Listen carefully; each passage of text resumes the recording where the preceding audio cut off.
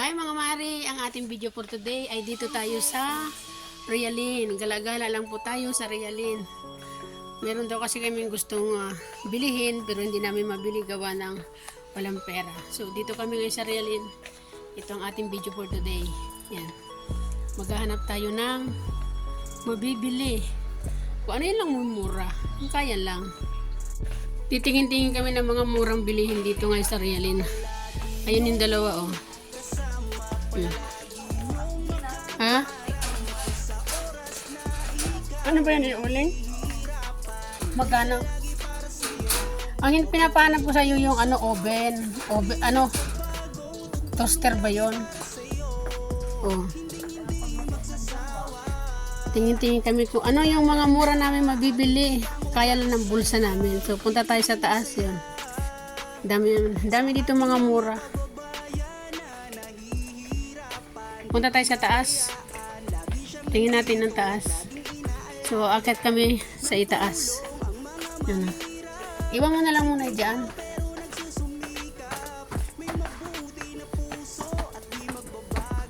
Akit kami sa taas. Yan o. Gaganda ng mga bulaklak ko. Yan. Yung may mga hanger din. Tara sa taas. Marami ding mga hanger dito, mga laruan. May mga payong, kompleto dito. Para lang makagala. Dito naman sa taas, mga bowl. Yan o. Iba-ibang klase yung mga bowl. Iba-ibang klase makita nyo mga bowl dito. Meron din dito mga foam. Yan o. May mga damit. Mga bowl dito. Yan. Mga tupperware. Mura lang. 11.50. Tatlong piraso na siya.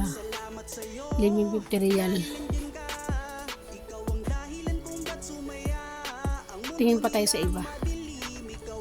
Dito naman mga baunan, mga tumbler. Yan o, mga bag. Mga bag ng mga bata.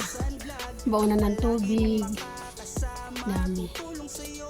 Para lang makagala, kailangan namin pumunta ng Realin. O dito naman, mga school supply. Yan. Dami mga school supply. Yan. Yan si Luz namimili ng school supply. Oh.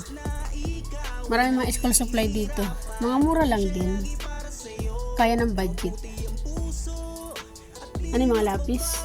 Kuha siya ng lapis. Para sa mga pamangkin daw niya.